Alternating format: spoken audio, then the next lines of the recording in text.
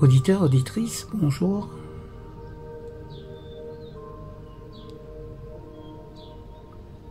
Lecture d'un ouvrage s'intitulant Dieu et moi, d'Edouard Eppenstal.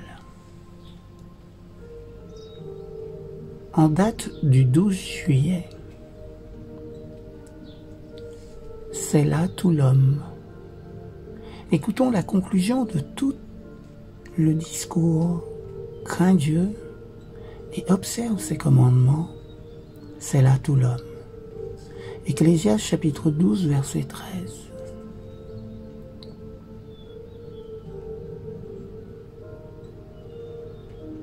De quel développement ce verset est-il la conclusion?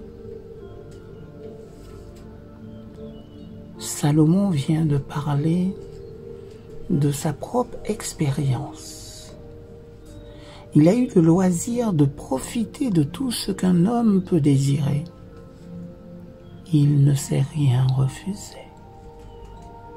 À la fin, il a perdu toute illusion. Sa conclusion est « vanité des vanités, tout est vanité ». Ecclésiaste chapitre 12, verset 8.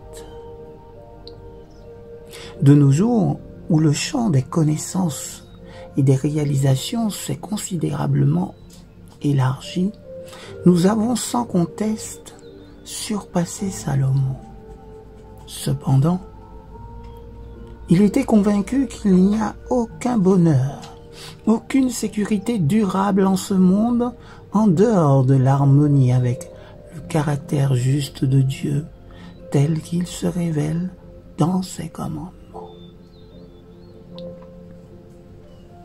Craindre Dieu et lui obéir constitue tout l'être de l'homme. De toute façon, Dieu nous amènera en jugement pour révéler quel choix nous avons fait. Parler des commandements de Dieu, de la nécessité de les observer comme étant un aspect essentiel de notre devoir envers lui, voilà qui, pour certains, paraît bien légaliste. Mais c'est perdre de vue l'essentiel. La question est celle-ci. Comment nous maintenir en relation avec Dieu, sachant que la morale est impliquée dans cette relation? Quelle justice aurons-nous à présenter quand nous passerons en jugement? Tout acte d'obéissance, de fidélité à Dieu et à ses commandements nous met en harmonie avec lui.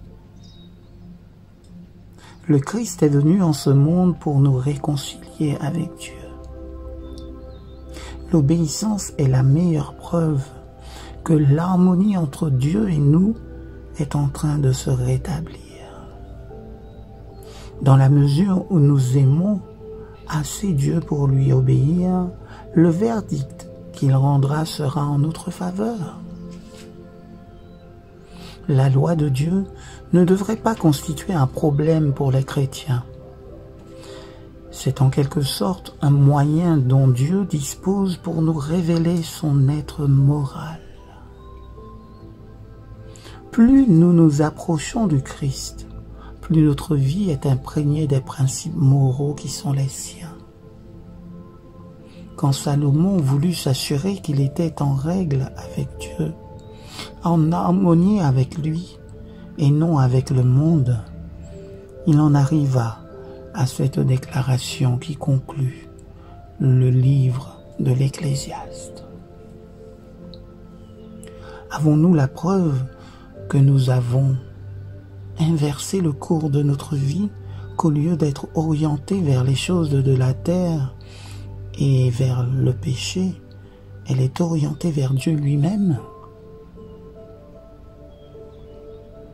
C'est certes une affaire sérieuse que de vivre en harmonie avec Dieu, qui ne saurait approuver une forme quelconque de transgression, que ce soit en pensée ou en acte. Que Dieu nous bénisse durant cette journée.